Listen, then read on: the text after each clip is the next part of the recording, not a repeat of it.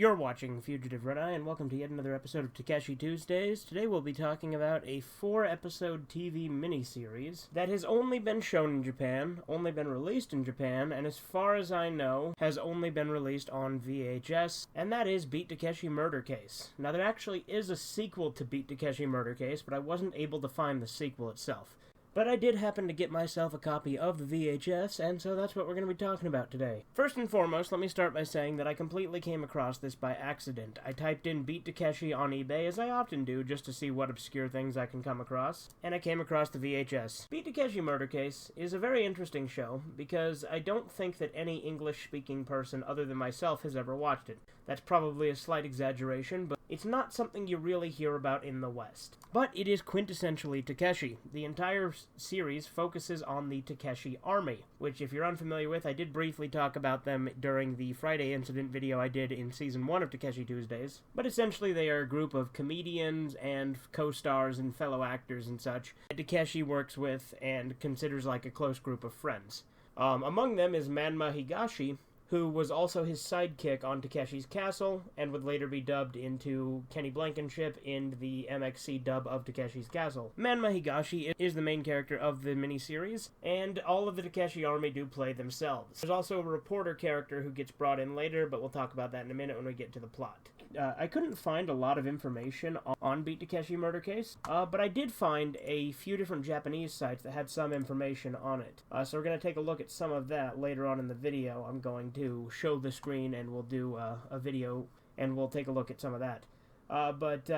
Apparently Manma Higashi also wrote Beat Takeshi Murder Case, so there is that too. There's a lot of pictures of Takeshi within this series. Takeshi himself does not have a lot of screen time, actually. He is a major focus of it, but he is actually not on screen for very much of the miniseries. He only appears very briefly in episode 1, in a couple of different, like, flashback type things, and then again at the end of episode 2, and then again later on. This will be a spoiler episode, by the way. Again, Takeshi Tuesdays is usually not about spoilers, but since I don't feel like this is something that most people are going to have an opportunity to see, I'm going to spoil it, so you have been warned. So, the runtime of this is approximately 2 hours, because it is 4 30-minute episodes. The series itself was actually based on a book of the same name, which is what was written by Manma Higashi. It aired in 1989. Now, from what I understand, Beat Takeshi Murder Case was at least partially inspired by the Friday Incident, because everything I could find about it briefly mentions the Friday Incident. Which, again, I did talk about the Friday Incident in Season 1, but brief summary, Takeshi and the Takeshi Army went and attacked some journalists that published some material talking bad about Takeshi and insinuating he was having an affair with some young actress. For more details, just watch my video called Why You Don't Mess with Takeshi.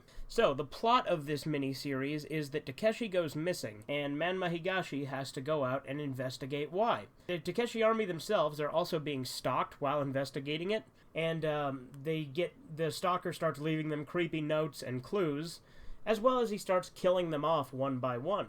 Takeshi himself is actually killed in episode 2. He's like the second person to die in the series. But of course, that's only in episode 2 of 4, and, you know, the murders still continue as they slowly begin getting wiped out by their creepy stalker. In addition to that, Higashi also accidentally told this attractive reporter named Ryoko about the fact that Takeshi went missing, and so she's now tagging along as part of the group. It's very simplistic when it comes to plot. A lot of it involves them finding clues and furthering the investigation. And again, they're just privately investigating it. The police are only a small factor in the miniseries at all. By the time I saw Takeshi die, I immediately knew how it was going to end. It was just kind of predictable in that way. And the way it ends is thusly. In the final episode, Higashi discovers that Takeshi himself was the killer and was not actually dead. Immediately upon figuring that out, he goes to hold a press conference, at which point Takeshi re-emerges and reveals the entire thing was a hidden camera prank show. Again, I kind of had an inkling of this since episode 2. It's kind of obvious, just because that's the kind of sense of humor that Takeshi has. But yeah, that's pretty much the story of it. As I said, I haven't actually seen the sequel, but if I ever come across the VHS, you bet your ass I'll be buying it. Another interesting thing about this is that they used SpongeBob music in the series. Now granted, I will preface this by saying I am very well aware that this music did not originate from SpongeBob and that this aired long before SpongeBob existed, and that these are just royalty-free songs that have been used predominantly in SpongeBob, but I will say I can't hear this music without thinking of SpongeBob. Here, take a listen.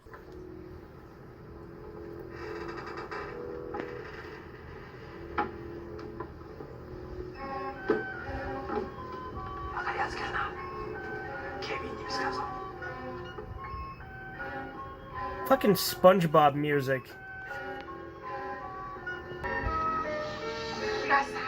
うるせえな、静かにしろよ。だってマックス・キーの黒のロゴは友の口ですよ。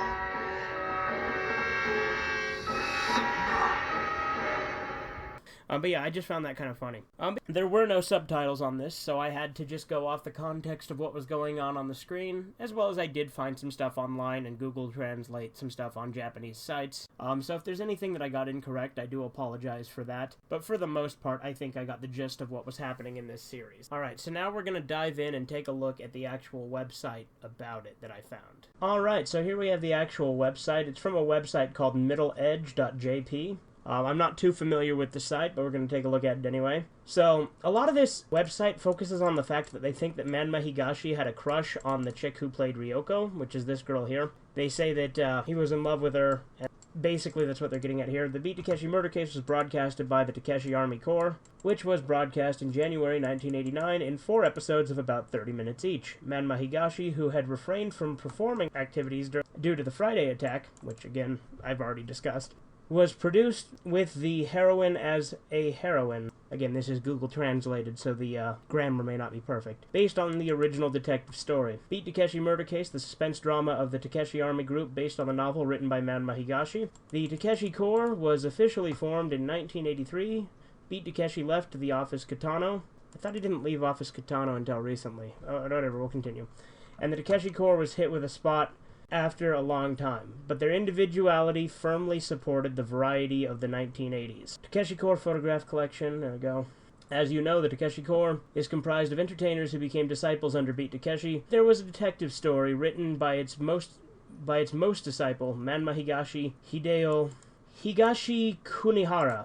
I assume that's Higashi's actual name, whereas Manma Higashi is probably his stage name. The work was written by Manma Higashi, who had refrained from performing arts activities due to the Friday attack on Beat Takeshi and the Takeshi Army Corps, partly in the title. Yeah, so basically, the Friday attack that the Takeshi Army themselves carried out, essentially, is what they're saying. And the title was shocking with Beat Takeshi Murder Case.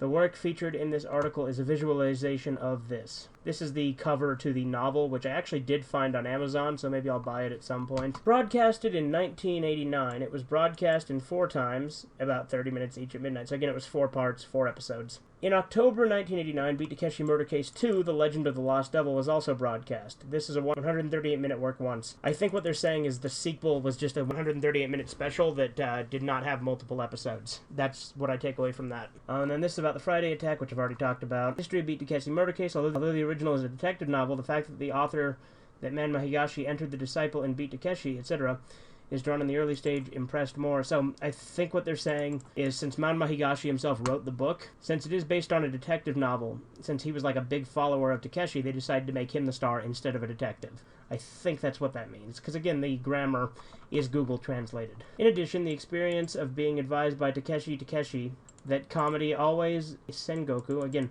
I don't know what a lot of these words mean. I was recommended, blah, blah, blah. So basically, yeah, so it was, I think you get the idea. That's Beat Takeshi Murder Case. Yeah, that's Beat Takeshi Murder Case, a little obscure piece of Takeshi history that I'm sure many people probably haven't heard of, and I definitely enjoyed it. I would have enjoyed it more had I actually spoke Japanese and been able to understand some of the clues that they were actually investigating, but nevertheless, it was still very fun. Anyway, this has been Fugitive Red Eye, and that's it for this block of Takeshi Tuesdays episodes. So I will be taking a break from Takeshi Tuesdays now to gather up more topics, and once I finish more, I will do another batch. Anyway, toodles.